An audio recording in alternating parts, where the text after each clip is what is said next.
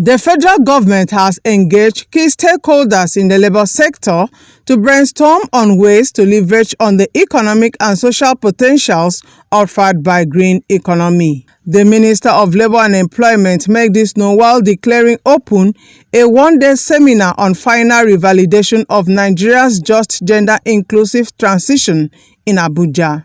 The workshop, which aimed at validating the just and gender-inclusive transition implementation roadmap, is targeted at transforming the country into a global leader in sustainable development and climate action. The minister, who was represented by the permanent secretary in the ministry, urged participants to explore strategies for achieving this target in the context of labor, employment and social inclusion. I'm aware that in the implementation of the project, thorough mechanisms were put in place to ensure due diligence in getting data from relevant stakeholders across sectors to facilitate compilation of responses to form a basis for the measurement, reporting and verification framework.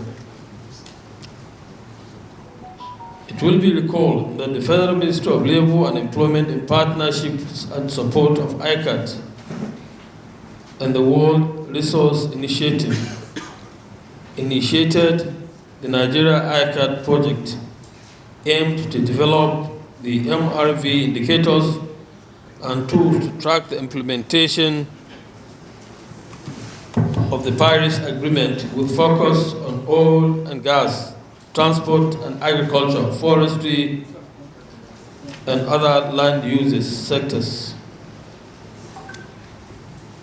At the commencement of the project, an inception workshop was held in March 2023, which brought relevant stakeholders together to discuss the concept of just and gender-inclusive transitions and explore strategies for achieving them in the context of labor, employment, and social inclusion. We are here to validate the JGIT MRV roadmap, which will set the precedents for further actions on a just transition for all to a green economy. Transition will only be successful if the legitimate interests of stakeholders are considered and taken care of. This is where transparency comes in.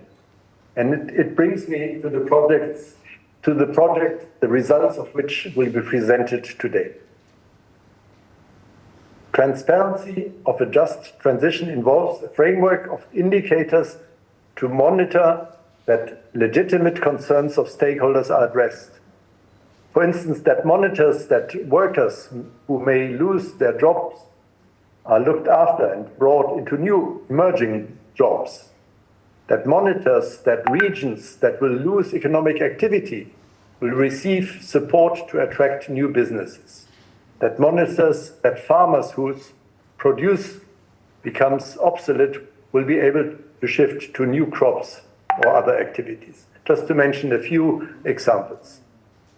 All of this monitoring requires data that is collected and assessed. The indicators and the processes to manage them will need support from stakeholders. In this way, stakeholders take ownership of the transition and accountability is ensured. Climate change is fundamentally a workplace issue. The reason is not far-fetched. More than 90% of the emission of greenhouse gases responsible for the global crisis of climate change comes from the workplace.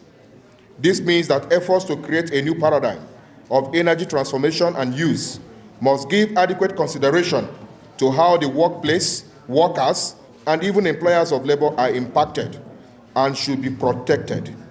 Therefore, climate change discussion must go together with a plan for just transition. Nigerian workers are concerned about the failure of existing climate change statutes to mainstream the concerns and interests of the workforce. It is unfortunate that in the 25-member Presidential Committee on Climate Change No representative of trade unions was included. Even the Federal Ministry of Labor and Employment was excluded from a governance structure with direct impact on the livelihood of workers and their families. This is not the first time this is happening. The Climate Change Act of 2021 failed to include workers and employers' representatives in its supervisory council. On the part of ILO, we have pledged our support for this project, and we know that also ILO is also carrying out a 4-year project in Nigeria, which is based on just transition. And from our project, you can understand that gender is a very important issue when it comes to transition. For instance, you know that women are affected unproportionally when it comes to transition, because most of the impact, women bear the brunt. So that is why it is necessary and it is important for gender inclusion and gender inclusiveness